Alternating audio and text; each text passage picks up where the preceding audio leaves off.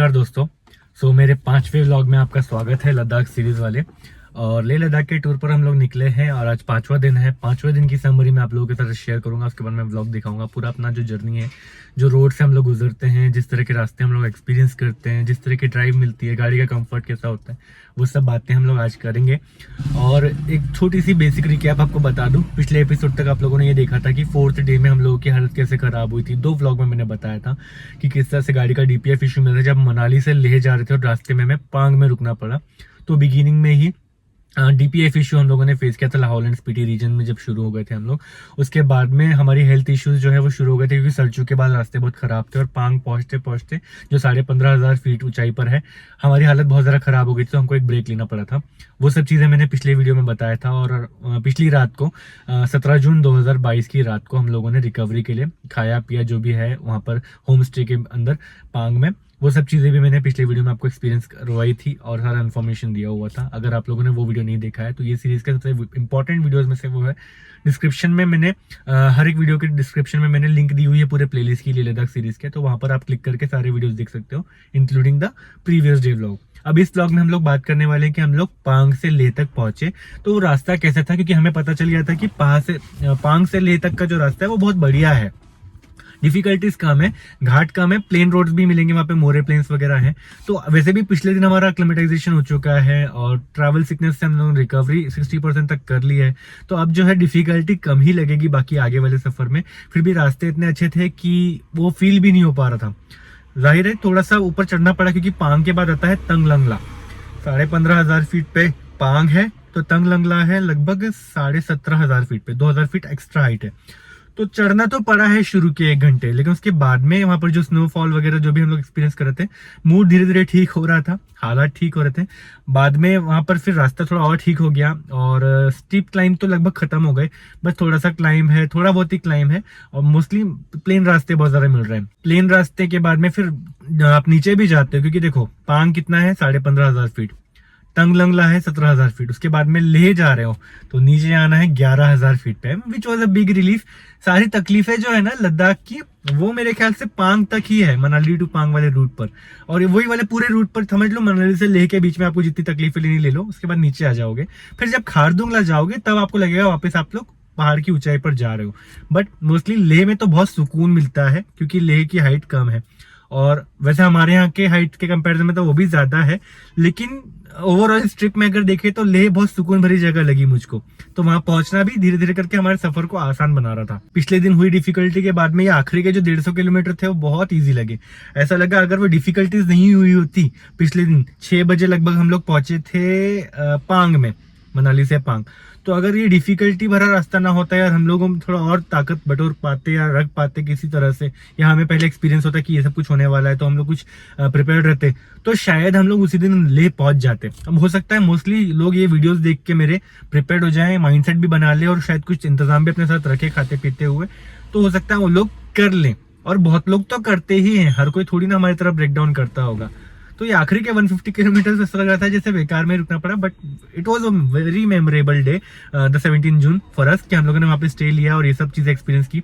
बुरे हालातों में ही दोस्ती की असली परीक्षा होती है और हम सब लोगों ने एक दूसरे को जो सपोर्ट किया है उससे हमारी दोस्ती और ज्यादा गहरी हुई। और आप सभी लोग जो ग्रुप में ट्रैवल करने वाले हो, this is going to be your big special day. एक गलती जो हम पिछले दिन कर रहे थे जब हमारा रूट बहुत टफ था, वो ये थी कि हम लोग बस नॉन स्टॉप चलते चले जा रहे थे और बहुत कम ब्रेक लेते थे, बहुत ही कम। लेकिन हम लोगों ने इस बार वो गलती नहीं की। जब भी हम लोगों को चढ़ाई लग रही है, घाट लग रहा है, तो हम लोग रुकते थे।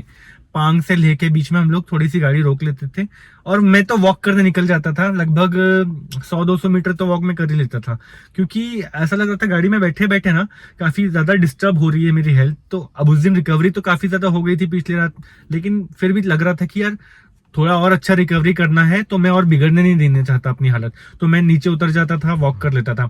और वहाँ थोड़ी थोड़ी बर्फीले वाले पहाड़ भी थे, स्नो कवर्ड माउंटेन जो थे। रास्ते पर बर्फ ज्यादा नहीं थी, ब्लैक आइज वगैरह भी बहुत कम होगी या मालूम ही नहीं पड़ रही थी। तो रास्ते पर तो कोई डिफिकल्टी नहीं थी, बट हमें पहाड़ों पर दिख रही थी बर्फ है करके, हमारे बाजू से हम लोग जा रहे तो दिख रहा है। तो वहां पर भी मैं वॉक कर ले रहा हूँ। वहां टेम्परेचर रहा होगा 2 डिग्री 1 डिग्री, या 4-5 डिग्री एटलीस्ट, तो वो सब चीजों से कोई फर्क नहीं पड़ रहा था। जैकेट अच्छा खासा मोटा पहना हुआ था मैंने, लेकिन कोई खास फर्क नहीं पड़ा था, काफी इंजॉयमेंट लग रहा था। मेन था कि ट्रैवल सिकनेस कम हो, हाई एल्टीट्यूड सिकनेस को हमको बीट करना है। ये हाई एल्टीट्यूड सिकनेस जो है ये आपको सबसे ज्यादा परेशान करती है, जितनी आपकी बॉडी थकी नहीं है उससे ज्यादा थकी हुई फील कराती है। That happens inside your brain. So उसको ओवरकम करने के लिए I used to take a walk. तो वॉक करता हूँ तो थोड़ी सी एनर्जी और रीगेन भी होती है, थोड़ी सी सुस्ती निकलती भी है, और एक मोटिवेशन आता है, एक चार्ज अप हो जाती है बॉडी कि यार चलो अपन निकाल लेंगे, ये चीज अपन कर सकते हैं। तो वो हमने बार बार ब्रेक लेकर के किया। तंगलंगला जब तक हम लोग पहुंचे थे वहां पर तो बर्फ गिरती हुई भी फील हो रही है, बर्फ गिरी हुई भी है। वहां पर शौर्य वाला कुछ बोर्ड भी लगा हुआ था जो मैं आपको अभी वीडियो में दिखा ही रहा हूँ। वो सब देख करके भी अच्छा फील हो रहा था, बट थोड़ा सा ना मूड आधा था उस टाइम तक के हमारा, क्योंकि पांग में जो हमारी रिकवरी हो रही थी ना, हेल्थ इशू का थोड़ा सा इम्पैक्ट तो अभी भी था दिमाग में, तो थोड़ा बहुत ही खुल रहे थे हम। एक इंसान हमारे बीच ऐसा है जो हमारे से ज्यादा स्ट्रेंथ लेके चल रहा था, वो है रोहन भाई, जो XUV 700 लेकर आए थे अपनी व्हाइट वाली। वो तो शर्ट में ही घूम रहे हैं, जितनी जगह हम लोग बर्फ देख रहे हैं। हमें सोचा कि चलो जहां जहां ठंड लग रही है इनको उतनी ठंड नहीं लग रही होंगी, बट जहां बर्फ है वहां भी बंदा शर्ट में घूम रहा है। इतनी स्ट्रेंथ कहां से ही पता नहीं। Everybody appreciated him for 2 reasons. First was he wasn't getting impacted by the cold region, not at all. वो ऐसा लग भी नहीं रहा कि ठिठुर रहे हैं, he wasn't even shivering. And the second thing was, he is the only person in his car who kept driving the XUV 700 in the entire 10-day trip. In fact लौटते वक्त तो शायद उसने 1 या 2 ब्रेक स्किप भी कर दिए, कहीं होटल स्टे किया नहीं नाइट में, चलता ही रहा क्योंकि उसको जल्दी पहुंचना था वापस। तो this is something which everybody would like to appreciate to Rohan भाई। रोहन भाई ने गाड़ी इतनी अच्छी चलाई और संभाला और अकेले अकेले ही सब कुछ निकाल लिया, और थकान उसमें थोड़ी कमी लगी मुझे। इससे XUV 700 के कंफर्ट के बारे में भी पता चलता है कि चलो वो गाड़ी भी बहुत कंफर्टेबल है और उसमें भी कैपेबिलिटीज को लेकर कोई कमी नहीं, और वो गाड़ी ऑटोमेटिक थी, तो रोहन भाई को ड्राइविंग में भी कोई ज्यादा डिफिकल्टी आई नहीं, और उसका ड्राइविंग भी स्मूथ है। That's his feedback also. Video पूरी सीरीज के एंड में हम उनका इंटरव्यू भी आपको दिखाएंगे एक अलग ब्लॉग में। सो ओवरऑल अच्छा रहा उनका भी सफर। बर्फीले एरिया वाले तंगलंगला के आगे जब हम लोग गए तो लगभग 40-50 किलोमीटर के स्ट्रेचेस ऐसे भी थे जो पूरे पूरे प्लेन थे। मतलब आप नॉर्मली सेंट्रल इंडिया से नॉर्थ इंडिया जाते हो तो ऐसे थोड़ी सी ऊंचाई पर जाते हो, उसके बाद में आप हिमाचल एंटर करते हो और घाट से होते होते और ऊपर जाते हो, और हिमाचल से आप जा रहे हो लेह रीजन में तो और स्टीप क्लाइंब है और ऊपर आ रहे हो। लेकिन एक टाइम ऐसा है कि आप पहाड़ पर हो और ऊंचाई पर भी जा सकते हो, बट ये जो पहाड़ है यहाँ पर आप स्ट्रेट चल सकते हो। पहाड़ों के ऊपर में एकदम स्ट्रेट प्लेन रास्ते भी हैं। मोरे प्लेन्स नाम की एक जगह है, वहां पर तो बहुत लंबा डिस्टेंस आपको मिलता है नॉर्मल रूट पे चलाने के लिए। अक्लीमेटाइज हो गए हो तो आपको फील ही नहीं होगा कि आप पहाड़ों पर हो, वरना नॉर्मल लोगों को लगेगा कि हाँ ये तो कहीं ऊंचाई पर आए हैं। वहां पर ऐसा फील भी नहीं होता। हम लोग ऐसे नॉर्मल लैंड की तरह गाड़ी चला रहे थे, 80-90 की स्पीड थी, 100 की स्पीड भी ट्राई करके देखी, क्योंकि सीधे सीधे रास्ते हैं और इधर भी प्लेन्स हैं इधर भी प्लेन्स हैं, ऐसे दूर दूर तक रेगिस्तान के बीच से गाड़ी चला रहे हो ऐसा लग रहा है। हाँ, वो लेह की जगह पे वेजिटेशन कम है, तो आपको घास पेड़ ज्यादा नहीं नजर आने वाले हैं वहां पर। इसके बाद हम लोग दोपहर तक लगभग पहुंच गए थे, 1:30-2 बजे तक के लेह में, और लेह का मार्केट देखा, काफी अच्छा लगा। लेह का मेन मार्केट देख लिया तो पता चल गया था शॉपिंग कहाँ होने वाली है हमारी। उसके बाद में हम लोग एक बहुत ही बढ़िया होटल में पहुंचे जो हमें इतना ज़्यादा पसंद आया कि अगली बार भी जब ले जाएंगे तो वहीं रुकेंगे, और आप लोगों को भी मैं रेकमेंड करूंगा। डिटेल उसकी डिस्क्रिप्शन में दे दूंगा आपको। तो लेके उस होटल में हम लोग पहुंचे और बहुत ही बढ़िया एक्सपीरियंस वहां पर भी हमको मिला। काफ़ी क्लीनलीनेस, स्टाफ अच्छा है और लुक भी बहुत अच्छा है होटल का, तो फील अच्छी थी। हम 3 लोगों के हिसाब से होटल लेते थे एक एक रूम में, तो बहुत अच्छा मतलब कंफर्टेबल था। खाना भी उनका बहुत बढ़िया था, सर्विस अच्छी थी, staff was very helpful. Medical help भी वहाँ पर अवेलेबल रहती थी, बट हमारे साथ तो हमारे अपने डॉक्टर थे। इसके अलावा फिर हम लोगों ने वहाँ पर शाम को थोड़ा सा लोकल विजिट वगैरह करके देखा, लेह का एयरपोर्ट देखा वहाँ रुकने के बाद में, और थोड़ा और अच्छा फील किया। शाम होते होते फिर वहाँ पर रात के वक्त हम लोग हमारे साथियों यानी दूसरी गाड़ी वाले दोस्तों के दूसरे वाले होटल में गए। थोड़ा वॉकिंग डिस्टेंस पर ही था, टाइम लगा पहुंचने में, बट द वॉक वाज वर्दी। तो रात में वहां पहुंचे, वहां पर बर्थडे सेलिब्रेशन की तैयारियां चल रही थी। केक हम लोग लेकर गए थे, पेटे जी का बर्थडे था पिछली रात, हम लोगों ने वो इस दिन से सेलिब्रेट किया साथ में, और कुछ लोगों ने नॉनवेज भी वहां पर बनाया होटल के ही इक्विपमेंट वगैरह यूज करके। तो बड़े क्रिएटिव लोग थे, बड़े काबिल लोग थे हमारे साथ में, तो सब लोगों ने मिलकर काफी कंट्रीब्यूट किया था इस ट्रिप को यादगार बनाने के लिए। Specially the second day was suppose to be a big celebration, because पिछले दिन जो हम लोगों ने रिकवरी की है वो एक ग्रैंड सक्सेस था हमारे लिए एंटायर ट्रिप पे, क्योंकि इसके बाद ट्रिप का टर्निंग पॉइंट वहां से स्टार्ट हुआ। तो ये हम लोगों को सेलिब्रेट करना था, हमने किया और बहुत ज्यादा मजा आया। इसके बाद हम लोगों ने आइटनरी बनाई थी अगली सुबह के लिए। डॉक्टर साहब अक्सर ना 2-3 बजे तक रात में जाग लेते थे, कभी कभी 12-1 बजे तक जाग लेते थे, ये देखने के लिए कि अगले दिन की आइटनरी क्या है, अगले दिन का होटल स्टे क्या है। अब लेह में तो हमें 2-3 दिन रुकना था, तो उसके अकॉर्डिंगली हमको होटल स्टे की प्लानिंग नहीं करनी थी, हमें बस किलोमीटर एंड मैप के रूट्स के अकॉर्डिंग ये प्लानिंग करना था कि हम लोग अगले दिन क्या क्या कवर करेंगे और रास्ते में क्या क्या आएगा। तो संगम पॉइंट, खारदुंगला, हुंडर, तुर्तुक, पैंगोंग लेक, ये सब चीजों की प्लानिंग हो रही थी कि अगले 2-3 दिनों में हम लोगों को यहाँ पे क्या क्या कर लेना है। बाद में फिर कारगिल होते हुए श्रीनगर जाना है, ये सब चीजों की प्लानिंग चल रही थी। वो प्लानिंग करके हम लोग सोए और अगले दिन हम लोगों ने फिर शुरू किया लेह के आसपास की जगह को घूमना। तो अभी यहाँ से मैं व्लॉग स्टार्ट करता हूँ। पांग से लेह तक का जो सफर है रिलीफ भरा, थोड़ी सी ही तकलीफ पर मोस्टली रिलीफ भरा। उसके बाद में फिर अगले व्लॉग में हम बात करेंगे लेह लद्दाख के टूरिज्म में जो 2-3 दिन में हम लोगों ने जो जो चीजें घूमी है वो सब चीजें मैं आपको दिखाऊंगा उसके बाद वाले व्लॉग में। ठीक है, तो अब यहाँ से शुरू करते हैं। लगभग सुबह 8:30 बजे हम लोग पांग से निकल गए अपने होम स्टे को कवर करते हुए और थैंक करते हुए उस लेडी को जिन्होंने हमें हेल्प की, और समराइज हम लोग करते कि हमारी हेल्थ इश्यूज कैसे आए और हमने कैसे रिकवरी की। बहुत उम्मीद थी कि आज का रास्ता जो है वो बेहतर होगा लेह तक का। आपको इतना नहीं होगा, आप जैसा इंसान हिल जाए मतलब कुछ तो बात है। मैं बोल रहा हूँ ना, मैं एले में 150 मीटर वाली जो मेरी ग्राउंड है ना उसमें बैठा था, उसमें कुछ नहीं लगा, बाकी सब लोग उल्टी गिल्टी कर रहे हैं। डॉक्टर साहब, हाउ इज द स्पिरिट? हाय हाय। आप पेटे साहब? Yes sir. वानखेड़े साहब बोला कैसा क्या? एकदम मस्त, मजा आ रहा है? बोले तो झकास। कल वर्सेस आज क्या डिफरेंस है? बहुत है, बहुत। कल था, आज ये तारीख का फर्क है बोला। Now we are Ladakhians. Now we are Ladakhians. We earned the name, So कल हम लोग पांग में रुके एक छोटे सी जगह पे, बहुत अच्छी जगह थी। हेलीपैड भी यहाँ पर देखो नीचे है, बढ़िया सी है। Also stopped because all of us are pumped up. सो अभी देखो हेलीपैड भी है इधर। सो बहुत अच्छी जगह है, दिखने में तो लग रहा है साधारण, पर इस जगह के हिसाब से वो बहुत बड़ी जगह है। और जिस होटल में हम लोगों ने रुके था वहाँ पे भी काफ़ी हेल्प मिली रिकवरी में। अब जा रहे हैं लेह की तरफ। It's about 176 kilometres and you can see मेरी आवाज़ में आज एनर्जी है, कल नहीं थी। अभी सुबह मैं रूम में था तभी भी इतनी नहीं थी। अभी इन लोगों के साथ हूँ तो स्पिरिट इतना हाई हो गया है, ऐसा लग रहा है जैसे कुछ नहीं सहन करना पड़ा, सब कुछ नॉर्मल लग रहा है। So we are already Ladakhians now. Time is now 8:33 in the morning. We usually leave for another place at about 6 or 7 a.m. But आज हम लोगों ने 8:30 बजा दिए क्योंकि Today is what, 18 June? Yeah, it's 18th June. It's our 4th or 5th day I suppose. And बहुत कुछ अभी आगे देखना बाकी है। कल तक जो कर रहे थे हम लोग, कल तक जितने भी संघर्ष था वो सिर्फ एक छोटी सी प्रैक्टिस थी। आज असली संघर्ष हमारा यहाँ से शुरू होगा। लद्दाख ट्रिप, हाँ यस, मनाली तक सिर्फ झांकी थी, लेह तक अभी बाकी है। तो देखो अभी बहुत कुछ और सहना है, आगे बहुत कुछ है देखना है। इस वादी के आगे जब कुछ नया सीन दिखेगा तो मैं आपको आगे का वीडियो दिखाता हूँ। ठंडी बहुत ज़्यादा है यहाँ पे ऑब्वियसली। टेम्परेचर कितना है डॉक्टर साहब? अभी वो तो हमारा वेदर फोरकास्ट वाला जो 2 डिग्री बन गया, लेकिन it shows in the vehicle, vehicle has its own temperature gauge. अभी हम लोगों के पास में जो व्हीकल में MID है वो बता रहा है 2 डिग्री सेल्सियस है, which is too low. But somehow ना जो एल्टीट्यूड की सिकनेस है, जो हमारा सर घूमने की जो भी प्रॉब्लम होती है हाई एल्टीट्यूड से और ऑक्सीजन कम होने की उससे, उसकी वजह से ठंडी आज छोटी लग रही है। 2 डिग्री सेल्सियस हो या 1 डिग्री हो, समस्या सबसे पहले वो है कि हमारा जो ब्रेन घुमा हुआ है ना वो फील नहीं होने दे रहा कि ठंडी क्या है, क्योंकि जैकेट वगैरह पहन लिए और हाथ अगर पॉकेट में डाल दिए तो हम ठंडी भूल जाते हैं। ऐसा भी नहीं कि कुछ ड्रिंक वगैरह करना पड़ा हो या कुछ करना पड़ा हो हमें गर्म फील करने के लिए, बट हाँ मैं इस पे आता हूँ। लेकिन फिर भी हम लोग ऐसा फील करें कि ठंडी से ज़्यादा प्रॉब्लमेटिक जो लग रहा था थोड़ा बहुत कल तक के वो था हाई एल्टीट्यूड सिकनेस। अभी डॉक्टर साहब से पूछते हैं उनका क्या ओपिनियन है। पहले आपको टेम्परेचर दिखा देता हूँ MID में। सेंटर में दिख रहा है। डॉक्टर साहब आपकी क्या ओपिनियन जो अपन ने कल महसूस किया और आज महसूस कर रहे हैं? See, we started climbing from Manali, which was roughly around 2000 feet. Okay. वहाँ से the place where we are driving presently is 15,000 feet. Okay. The climb was quite a bit. This is 7 times more. हाँ, and Manali to Leh is roughly 440 kilometers. But in just 200 kilometers we climbed to a height of 15,000 feet. उसकी वजह से क्या है, obviously lot of us are not acclimatized. We had lot of issues. We could not drive the vehicle. Luckily we changed over thanks to Wankhede जी जो अपने को ले हम लोग को safely ले आए यहाँ पे. The issue is lot of us we feel ये सबको होगा ये जब आप लोग आओगे यहाँ पे high altitude sickness.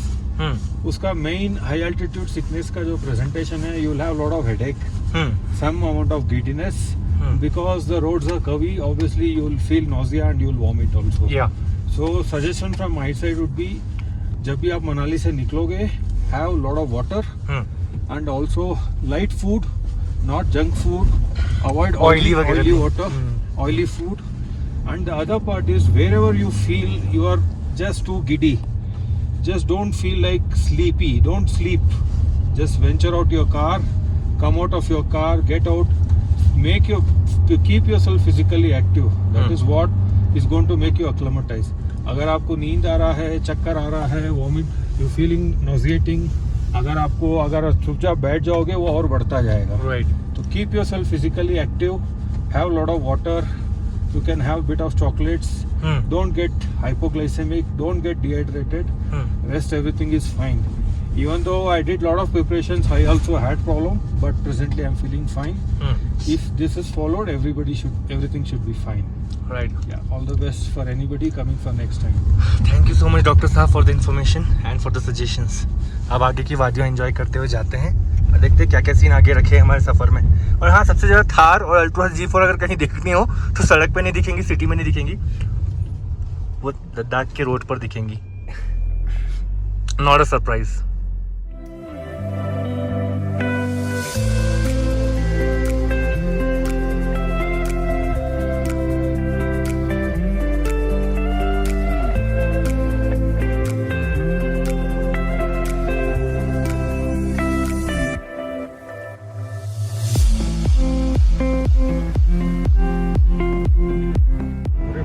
मोरे प्लेन्स, स्ट्रेट रास्ते हैं, घाट भी नहीं लग रहा है, ज़्यादा कॉर्नरिंग नहीं है और गाड़ी स्पीड से चलाई जा पा रही है. हम लोग अभी कहाँ हैं? 5th गियर पे, 5th गियर पर चल रहे हैं. स्पीड इज अबाउट 90-100 चल रही है स्पीड. ये अगर यहाँ पर पहाड़ियों पे कर पा रहे हो, मतलब ये बहुत अच्छे प्लेन्स बनाए गए हैं. ये तो नेचुरल है. टंगलंगला इज 47. यहाँ से 47 किलोमीटर पर टंगलंगला वाला पास चालू हो जाएगा. वहाँ थोड़ी सी और फैसिलिटीज़ मिलेंगी और बेहतर रोड मिलेंगे और ऊंचाई होगी. फिर नीचे जाते जाएंगे हम लोग लेह की तरफ. इस तरह से कभी कभी घाट के बीच में हमें सीधा रास्ता दिखे और सेफ लगे तो हम लोग गाड़ी रोक करके कभी कभी वॉक कर लिया करते थे. वॉक करने से थोड़ी हेल्प हो जाती थी कि हम बाहर के वेदर की मदद से अपनी हालत और ठीक कर पाते थे और वॉक करने से थोड़ी सी एनर्जी भी रीगेन हो जाती थी.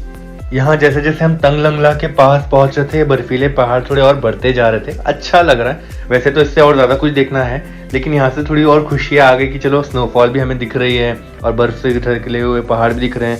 -2 डिग्री सेल्सियस टेम्परेचर हो चुका है. ऊंचाई पर आने का ये फायदा है कि आप कम टेम्परेचर और ऐसे बर्फीले पहाड़ों के नज़ारे बहुत एंजॉय कर सकते हो.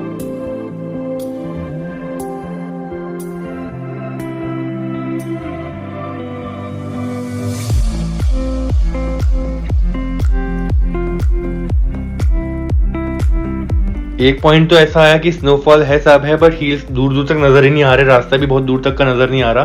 फॉगी हो गया या स्नोई हो गया समझ नहीं आ रहा, बट विजिबिलिटी बहुत लो थी यहाँ पर. और ये थोड़ा और ब्रेथ टेकिंग और मेस्मराइजिंग एक्सपीरियंस था. ये हम लोग कभी नहीं भूल सकते कि सबसे अच्छा पॉइंट जो था ना हमारी ट्रिप में, एक तरह से ये था. और ये तंगलंगला में बहुत ज्यादा मजा आया. थोड़ी बर्फ हमें रास्ते पे नजर भी आ रही है और उसके अलावा जो स्नोफॉल है वो भी एक्सपीरियंस हो रहा है. और हवा बहुत ज्यादा तेज थी. यहाँ से चिलिंग एकदम ऐसा लग रहा था यार जल्दी से जाके गाड़ी में बैठ जाओ. बट उसको फील करना, इसको एक्सपीरियंस करना भी जरूरी है. आए हैं इतनी दूर, इतना सब कुछ सहन किया है, तो ये एक्सपीरियंस करना सबसे ज्यादा जरूरी है. बाद में मैंने नोटिस किया कुछ फैमिलीज यहाँ पर नजर आई, बच्चे भी नजर आए. ये लोग ऑब्वियसली लेह से लौट रहे थे और मनाली वाले रास्ते से ये लोग जा रहे हैं वापस. सो अगर ये मनाली से होते हुए यहाँ आते तो इनकी हालत भी खराब होती. लेकिन एंजॉयबल जर्नी फैमिलीज के लिए यही होता है कि आप पहले श्रीनगर से लेह पहुंचो और फिर लेह से उतरो मनाली की तरफ. लगभग 1.5 घंटा और सुबह तक ड्राइव कर लेने से और वॉक करते रहने की वजह से मेरी एनर्जी में भी काफ़ी रीगेन मैंने महसूस किया. और अब मैं और अच्छे से वॉक कर पा रहा था, मौसम का मज़ा ले पा रहा था. स्नो वाले अच्छे चिलिंग वेदर में मैं डांस कर पा रहा था. ये एक्चुअली मुझे बहुत ज़्यादा खुशी दे रहा था कि फाइनली अब मैं यहाँ से सफ़र एंजॉय कर सकूँगा. और ऐसी खुशी बहुत से लोगों को थी जिनकी हेल्थ में रिकवरी हो रही थी. Sir, please explain us where we are exactly now and where we are going now. We have just crossed Tanglanglaa Pass, which was 17,500 feet. Now we are 80 kilometers short of Leh. Okay. We are going through a lot of hairpin bends. These are called Gata loops. Here we can see that Leh is like just. She is 45, Leh is 94. There was a lot of snowfall at Tanglanglaa. Now we are descending up downwards. Okay. So as Tanglanglaa was at 17,500, Leh is at 11,000 feet. So the snowfall there's no snowfall here. Okay. Temperature is around 2 degree It was minus 3 degree upside. Before it was -3. Now it is 2 degree. Here we can see this the difference between over there. There is snow, and here we can see. And literally there's no vegetation here. No Yeah. vegetation. Mm-hmm. So that is also a reason for no oxygen. True. इतनी ऊंची पहाड़ों पर और इतने ज़्यादा खतरनाक climate में अगर आप ऐसे लोगों को काम करते हुए देखो तो हमेशा थैंकफुल एंड ग्रेटफुल रहो। इनकी वजह से ही आपकी गाड़ी चलाने के लिए आपका रास्ता क्लीन रहता है एंड ये सब लोग मिलकर के इंश्योर करते हैं कि आप सेफली अपने डेस्टिनेशन तक पहुंचो और वापस घर जा सको।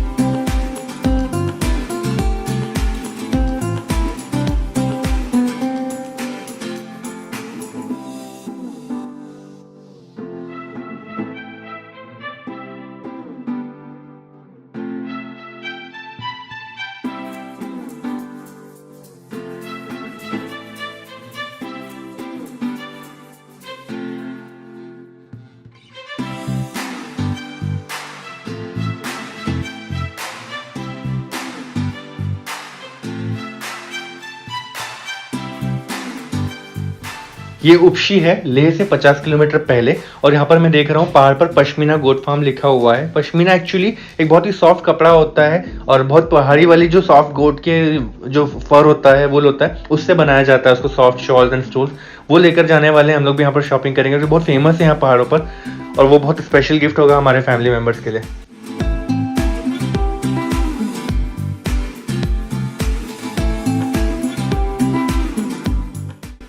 अब जैसे जैसे आप लेह की तरफ बढ़ोगे आपको आर्मी वाले एरिया और ज़्यादा दिखते रहेंगे। This is a true respect for army. Indian army हमें वहाँ पर प्रोटेक्टेड रखने के लिए बहुत अच्छा स्ट्रॉन्ग बेस बनाकर रहते हैं। और हाँ, आपको बहुत ज़्यादा इंडियन आर्मी के ट्रक्स वगैरह रास्ते पर दिखते रहेंगे। जितना आपको अच्छा लगता होगा इंडियन आर्मी के आसपास रहना, वो आपकी खुशी जो है यहाँ पर जाकर डबल हो जाएगी, इनफैक्ट 10 टाइम्स बढ़ जाएगी। फाइनली एक फ़ोन में नेटवर्क मिला तो हम सब ने अपने अपने फैमिली से बात कर ली क्योंकि उन लोगों को भी चिंता हो रही थी कि हम लोग पिछले दिन से जब से मनाली से निकले थे उनसे बात नहीं कर पाए थे। और ये फ्यूल स्टेशन जो है मनाली के पास वाले टंडी के बाद ये पहला फ्यूल स्टेशन हमें मिला है। हम लोगों को लग रहा था कि हम लोग इमरजेंसी यूज़ के लिए वो फ्यूल पांग के रिफिलिंग स्टेशन से फ्यूल ले लें, बट हमें लगा मिक्स वगैरह ना मिल जाए तो हम लोगों ने सोचा फ्यूल कंप्यूटर पर भरोसा करते हैं। हमारे पास उतना ज़्यादा फ्यूल अवेलेबल था जितने से हम लोग लेह पहुंच जाएं और लेह के लिए हमारे पास 50 किलोमीटर का फ्यूल था बट 30 किलोमीटर पर हम लेह पहुंच सकते थे। उससे पहले हमें ये फ्यूल स्टेशन मिल गया। तो नागपुर और मुंबई के बहुत सारे बाइकर्स आए हैं और नागपुर के एक बाइकर यहाँ पे हमें मिले, हुडकेश्वर रोड तरफ ही है, मतलब मेरे घर के एकदम पास है। भाई का नाम है सागर फ्रॉम बैडएस बाइकर ही चाहे यूट्यूब चैनल, और ये है इनकी NS200 जो लेकर के आए हैं एंड ये उनका चैनल है, सो फॉलो कर लेना। बहुत अच्छा इन्होंने काम किया, बहुत अच्छी स्पिरिट है। 4 दिन में नागपुर से यहाँ आ गए, हमको 5 दिन में भी थकान महसूस हो रही है। सो ग्रेट स्पिरिट भाई, keep up the spirit and all the best to you for further ride.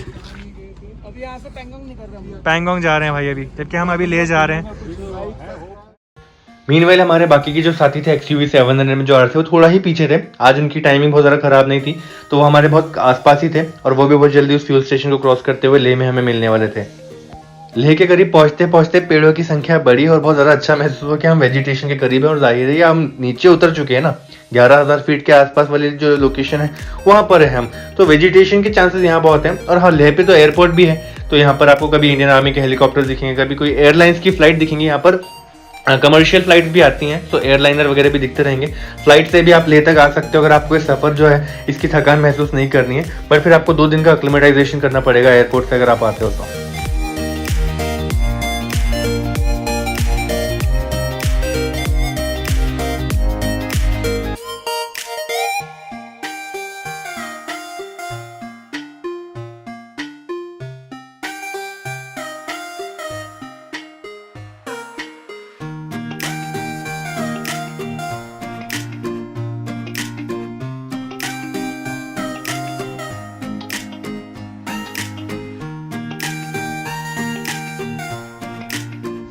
So finally हम लोग लेह में पहुंच चुके हैं और यहाँ का जो क्लाइमेट है ये अच्छा है।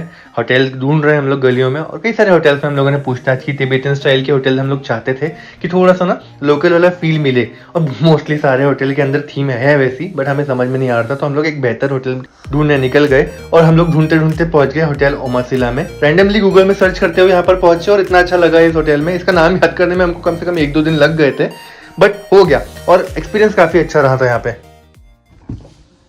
कैसा रहा आज का सुबह से अभी तक? एक नंबर बेस्ट। बहुत अच्छा ना। कल ही सबसे ज्यादा तकलीफ थी, आज कम है। आज तो कुछ भी नहीं। हम लोग ले रहे हैं कावा और एक ब्लैक कॉफ़ी। मेरे को चाय पिलाने वाला भाई मुझे कॉफ़ी पिला, खुद चाय पिला रहा है, खुद कॉफ़ी पी रहा है डॉक्टर साहब ने। और हम रिसेप्शन में क्यों बैठे हैं? क्योंकि यहाँ पर वाईफाई अच्छा चल रहा है। Thanks to the hotel. जैसा कि मैंने बताया था यहाँ पर हालत ख़राब हो सकती थी इन पहाड़ों पर। तो एक बच्ची का ऑक्सीजन लेवल 80% से नीचे आ गया था, उसकी फैमिली थोड़ी परेशान थी।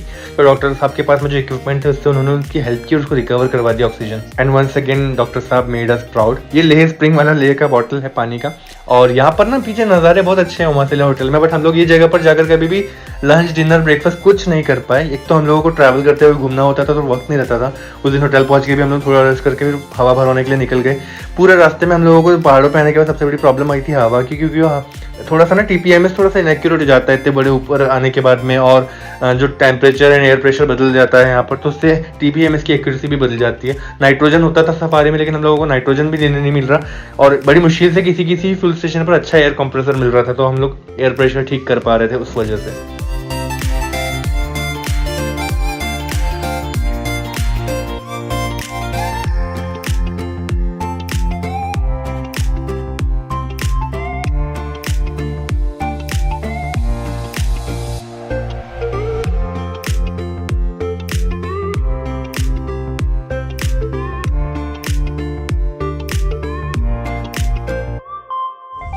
एयरपोर्ट जाने का आवश्यक करो। So we are approaching the Leh airport. इसका नाम है KBR एयरपोर्ट ले। और यहाँ पर छोटे छोटे रनवे वगैरह भी बने हुए हैं। इसको जाने दो, बस दैट इज ओनली एयरपोर्ट। आगे तो यूटर्न है अपने को फिर से। टर्मिनल आगे से है ना? टर्मिनल ये होगा, टर्मिनल यही टर्मिनल है आगे से। छोटा सा गेट, एक ही गेट होगा फिर। ये देखो एयरपोर्ट के नीचे है।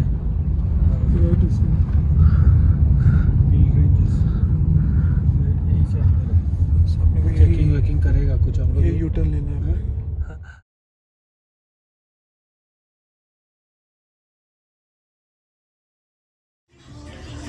How is it? No worse, enjoy. Veg momo, mutton chow mein, ये अंदर का वेज सूप। सो फाइनली रात होते होते हम लोग जा रहे थे वॉक करते हुए अपने दोस्तों के पास में। उनका होटल थोड़ा सा ना दूर था, 2-3 किलोमीटर दूर होगा हमने सोचा, और थोड़ा सा ज़्यादा निकल गया वो, बट बहुत दूर भी नहीं था। वॉक करते करते पहुंच गए। तो मंगेश भाव जो है हमारे मास्टर शेफ नागपुर, इन्होंने बनाया है चिकन नागपुरी इन लेह लद्दाख। और यहाँ की वादियों में नागपुर का जो ये मसाला लगाया। चिकन कहाँ का है? चिकन ले का है, लेह का चिकन है, मसाला नागपुर का है, तड़का इन्होंने लगाया। This is Leh Nagpuri chicken. और मुद्दे किचन का। सो हम सब यहाँ पर शामिल हो रहे हैं पेठे जी के बर्थडे के लिए। और पेठे जी सर, अजय सर, आज हम सब लोग हेलो हेलो हेलो हेलो जगह पे इकट्ठा हुए हैं। आज हमारे प्यारे अजीज आपने माइक की दबा दिया, आवाज कैसे इसके आएंगे? लिए ज्यादा ही कोर है। अच्छा, हमारे प्यारे अजीज दोस्त गगन जी, आज जिन्होंने Spiderman, Spiderman, Hitman, Superman, all man, mister young monk, अपना ट्रिप का superhero. That's no saviour. अपने 50वीं सालगिरह पे आज उनकी बर्थ एनिवर्सरी है जो 50वीं है। उनको एक सरप्राइज, और इसलिए हम सब यहाँ पे आए हुए हैं। ये होटल का खुलने का खुशी में भी कटेगा।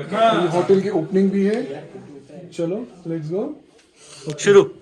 Happy birthday To you, happy birthday. birthday to you. Happy birthday, dear Pekeji. Happy birthday to you. May God bless you.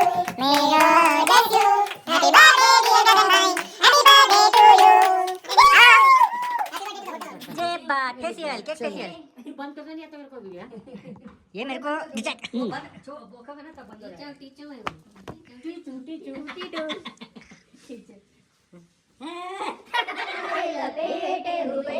पास जाने तमन्ना किधर जा रही हो जरा पास आओ तो चैन आ जाए जरा पास आओ तो चैन आ जाए। सो इतने खूबसूरत दिन और इतनी खूबसूरत शाम के बाद में मजे करने के बाद में रोहन भाई की XUV 700 में ड्राइव करते हुए हम लोग अपने होटल में पहुंच गए ओमासिला, और इस तरह से हमने अपना दिन बहुत खुशी से खत्म किया। अगले दिन में मैं आपको बताऊंगा हम लोग लेह लद्दाख के आसपास कहाँ कहाँ कैसे कैसे घूमे और कैसा रहा हमारा experience. So stay tuned with me and subscribe to the channel.